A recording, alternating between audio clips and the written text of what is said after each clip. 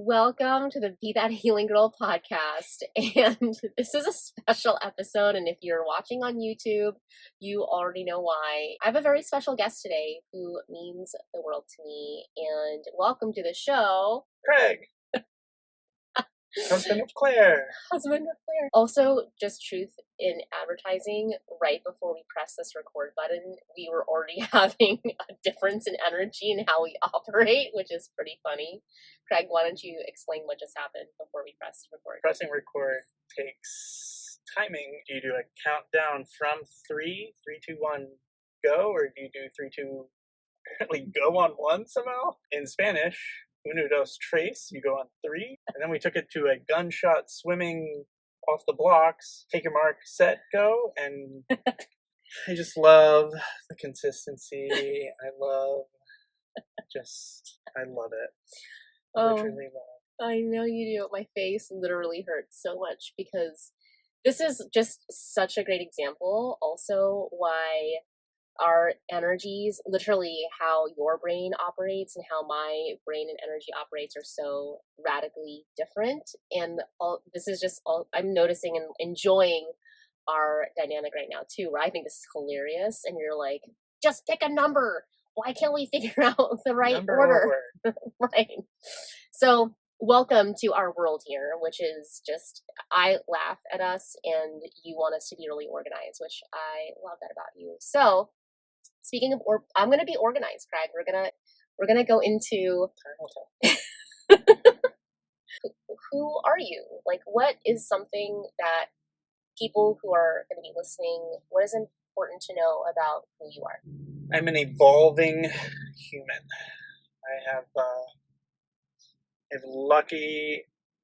The timing of meeting you was great, and the fact that I'm a very different person than I was 5-6 years ago. I mean, that was a different time for me as well, coming out of a different type of relationship with another person and with myself. But yeah, I was also a different person career-wise, and I think that helped mold who I thought I was. I was so wrapped up into being identified as far as a career, a job, and that was a main focal point, trying to live up to somebody's expectations. But being the oldest out of 3 boys, very conservative, very loving family, it was a different environment growing up around feelings. Not lack of, just lack of how to show them, how to express them in a way that was healthy.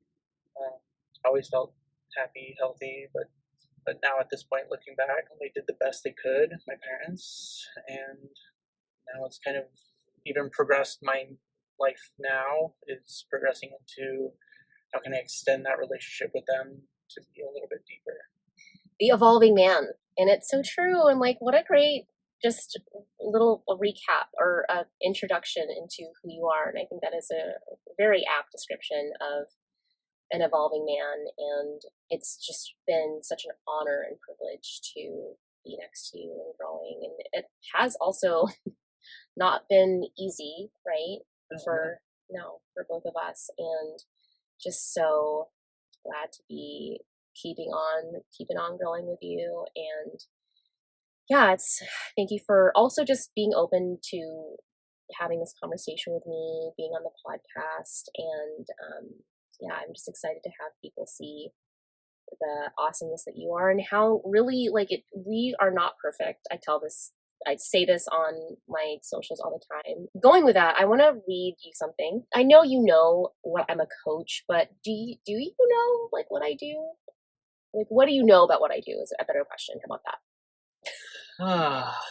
I believe it's focused around, I've heard the word girlies. So I imagine there's women. Interesting choice. And wait, why is that? Okay, so also just fun fact about you, which is what do you have a master's degree in? Oh, the better question is, what do I have a master's degree in? You have a master's degree in educational equity and cultural diversity. EECD. Yeah. Am I right? Yeah. Whoa. I just nailed it. I just blacked out on that. Was that the first time I've ever gotten that right? That is, that is the one and only. Education, diversity platform.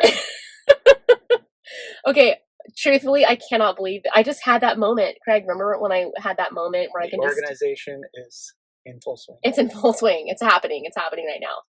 So, just fun fact is that you often correct me if I am being non-inclusive or I don't, you're really good. And I like to think I'm pretty decent at it, but that's why you're probably critical of me saying girlies, because I am all inclusive. I have had people of different backgrounds and orientations, all of that in my practice. But yeah, I do say girlies. Yeah.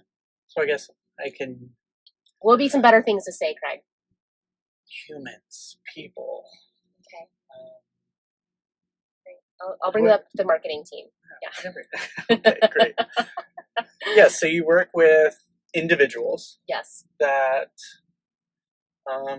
have a connection with you in the sense of wanting to deepen their understanding of what it is in themselves and possibly the relationship that could be less of something and more of something else. And I don't know if any of that less is negative or any of that more is positive, but something in that sense of, there wants or there is a desire to change either themselves or something in the relationship. Wow, that was like super. And I blacked out right then.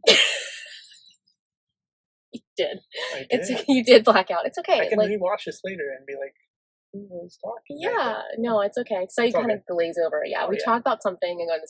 So you're not wrong. You are actually very on point, because I do a lot. This is change. Like, I coach persons on change, and a lot of that is around people who have anxious attachment, and they want to feel more secure, they want to feel more confident. But I say that because you know what I do. Like, I'm on coaching calls all day every day, but I wanted to read something to you because one of the things that I talk about is attachment styles. And what I think is really interesting about us is that I don't even maybe know your understanding about what I'm about to share, but we have been living and experiencing it and healing it.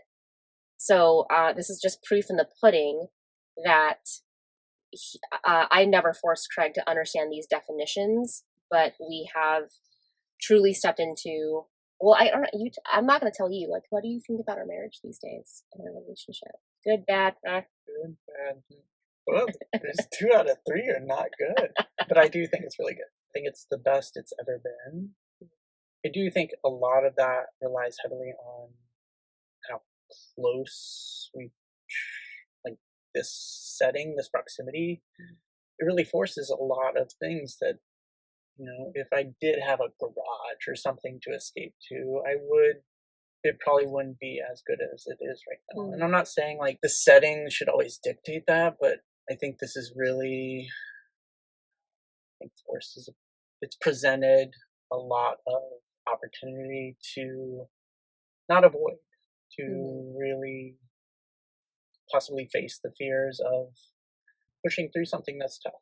Yeah, I think our marriage is at a strong point. Because I think there's always room to be better, stronger. Yeah, I mean, I would totally agree. And for those who don't know this, Craig and I travel full time. We live in a amazing tiny home of an RV. So literally, we're in our bedroom right now. So yeah, and it's true. Like, I would also say that, and as I read these definitions, this will make a lot of sense around how we have had a history of not being fully transparent, not being fully honest, and not from a place of manipulation or lying, but just really, truly being authentic, understanding our emotions, being able to communicate them, and really face together the hard things. So I think about how we've gotten to the place that we're at in our marriage. It's really because we have we haven't let up. Yeah, something to brag about. So I'm going to read these definitions, and I just want to see how you take these in. So I'm going to describe an attachment style. Okay, those of you, if you know, you know. So this is called an anxious attachment style, and it says individuals with an anxious attachment style often crave intimacy and closeness, but fear rejection. They may exhibit behaviors such as neediness, constant reassurance seeking, jealousy, overly possessive behavior, fear of abandonment, intense emotional reactions to perceived distance. That's anxious attachment. And then I'm going to read the other one. The other one is avoidant attachment. People with an avoidant attachment style tend to value independence and self-reliance. They may avoid intimacy and emotional closeness, often appearing distant or aloof.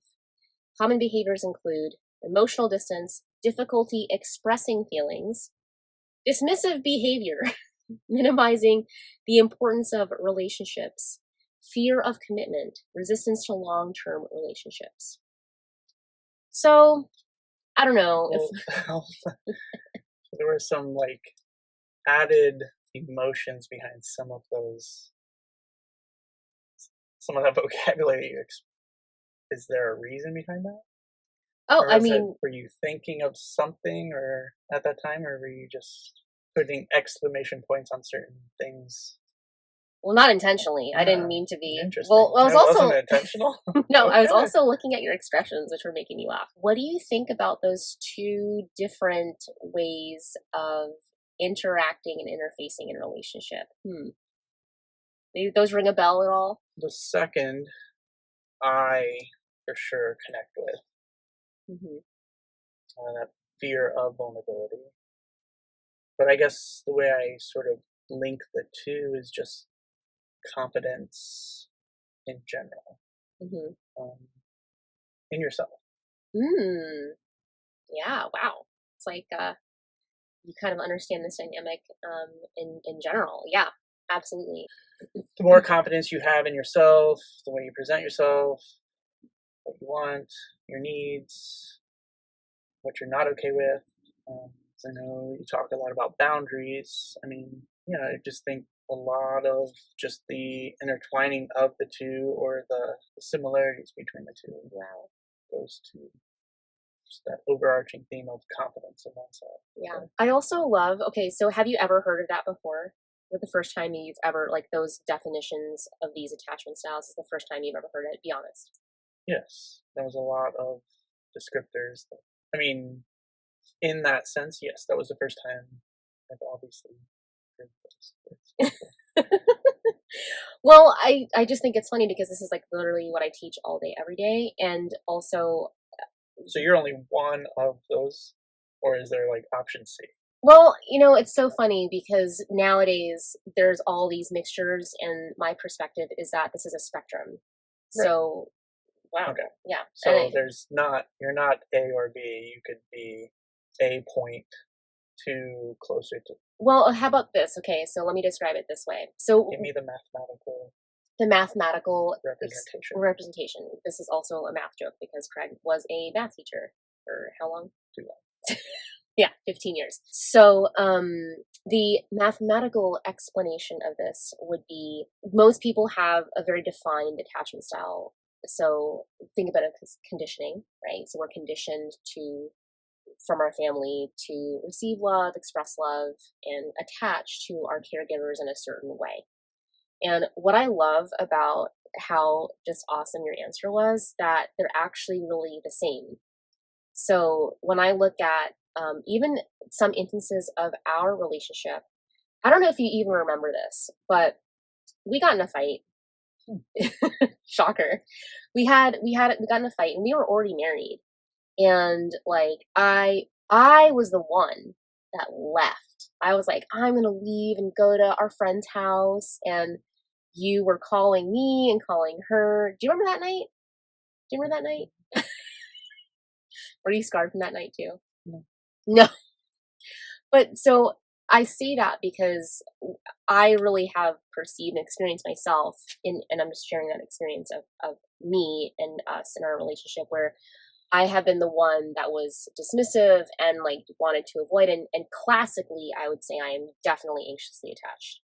And classically in our dynamic, you have been avoidant attachment. So emotional distance, expressing difficulty expressing feelings, dismissive behavior, missing the importance of intimacy, vulnerability, relationship. So what I love about what you initially said is that they're really the same thing. Yeah. I mean, I was, they look, I think on paper or the way you were describing them as being just polar opposites, but I guess the way in my mind I was really trying to find commonalities or what is something that is in the middle or what is shared. Yeah. I don't know. That was not my initial thought. It was, well, those are a lot of different words, Uh-huh. Big words. big words. So I think, but that was just my brain kind of getting there. What we're understanding here is that you felt right away that and saw that there is actually there's a commonality, and that is just a deep lack of confidence. I mean, I'll speak for myself. This neediness, constant reassurance, jealousy, fear of abandonment was because I did not feel safe inside of myself. I was seeking externally the validation that's happened in our relationship, obviously. And for you, it's been more of this, If I open up that side of vulnerability, do I have the confidence that they won't run away? Like, right?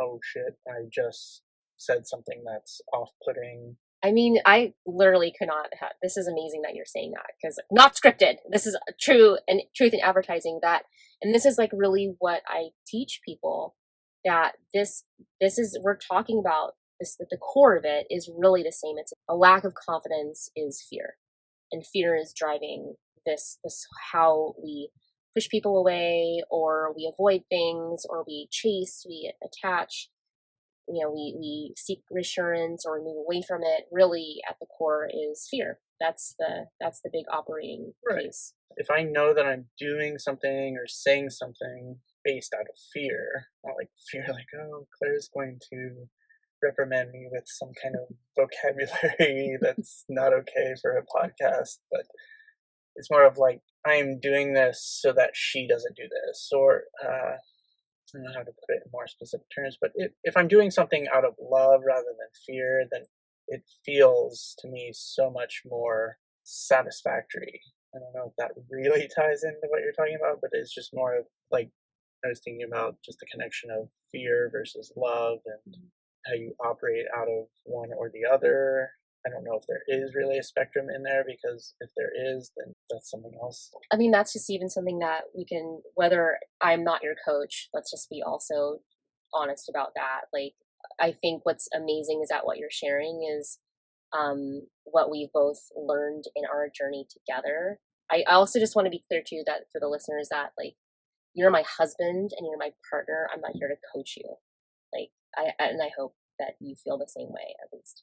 Where we both have support in different ways for our healing and our growth. What I think is important in kind of what we're talking about is that there's this you have felt a commonality and when we operate in our relationship out of love and when we operate out of fear. I mean, I'll just say that the beginning of our dating stages and even early into our marriage even like we were not being honest with each other, holding things back, kind of playing games with each other, not games in the sense of manipulation or anything that like that, but not being totally forthcoming and operating from fear versus love. I totally agree. I also think, like, I'll tell it myself, it was operating out of manipulation. Like, it was totally messed up.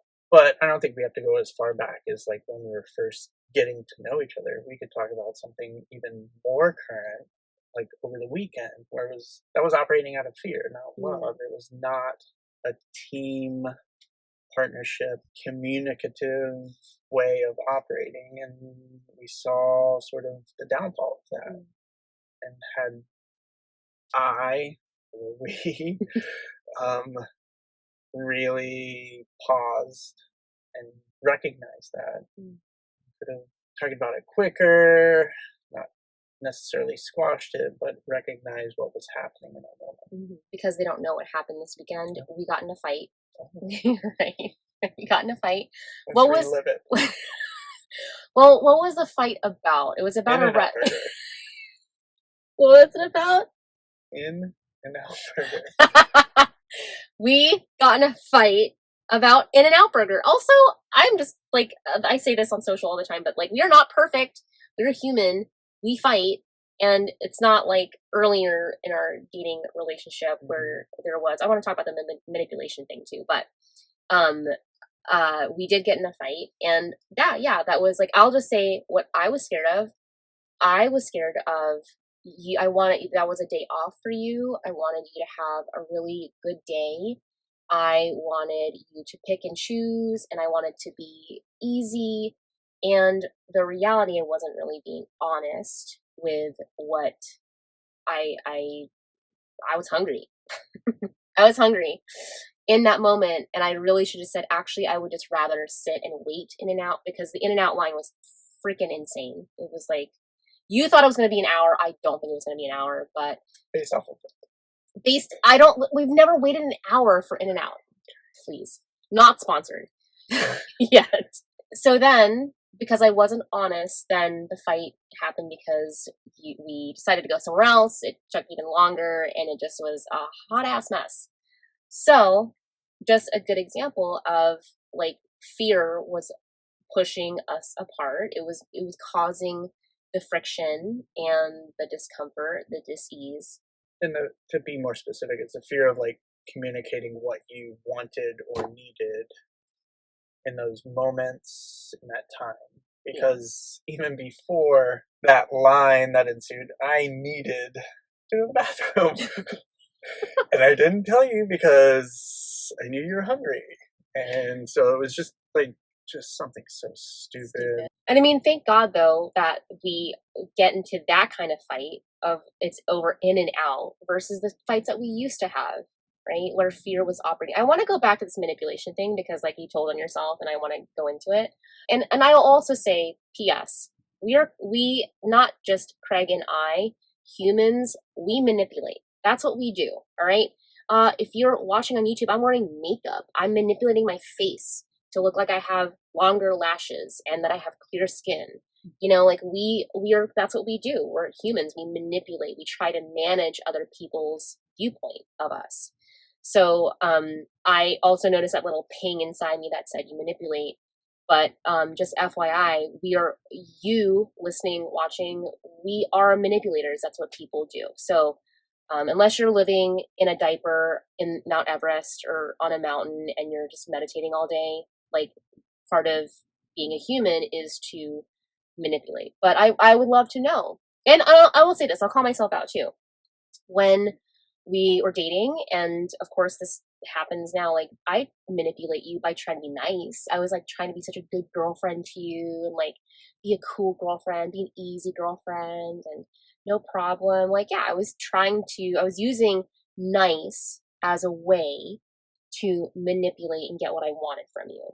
I wanted more closeness. I wanted you to like me. Like, yeah. So, but I'm curious. I know that about myself. I'll call myself out around how I was manipulating. But like when you say you were manipulating, what does that mean? With the fear operator. Well, the fear operator was vulnerability, and it's just very, very prevalent in my relationship dating past of if it felt like it was starting to get too deep a couple months in, whereas things were going to divulge, things were going to come out possibly about myself or where this was heading, then I would try and sabotage it. I would manipulate the situation where there would be something that would go wrong where it's like, see, this is why we shouldn't be together. Mm-hmm. And if I'm really telling on myself, I would try and make it the other person's fault. Mm-hmm. Just so I felt less bad about it. So yeah, a really shitty thing to do. And I think that did rear its head initially in our relationship, and I honestly cannot say like what was it that stopped it or said this person doesn't deserve that. But yeah, that was the manipulation was to somehow throw a wrench into the communication, the hanging out, anything that would seem like it was almost like evidence of why it shouldn't progress. I mean, that's kind of classic too, like the avoidant attachment, which is to withdraw. And that what you're saying is you would create situations Where it yeah, seemed like it was organic, yeah. but it wasn't. But it wasn't. It was really like your method of withdrawing and pulling away. Yeah. So I feel like this needs to be a part 2 because I definitely want to talk about that kind of dynamic. Cigarette break. Nice. I'm not gonna. We don't smoke, but yes, we're gonna take a smoke break, a cigarette break, and I think this is like a perfect time to say that we'll do a part 2. Thanks for tuning in. Should we change shirts? I don't think we have to, but we could. We could Switch change shirts. We could switch shirts. Nice. Yeah. So tune in for part 2. Thanks for coming, Craig. Thanks for having me, Claire.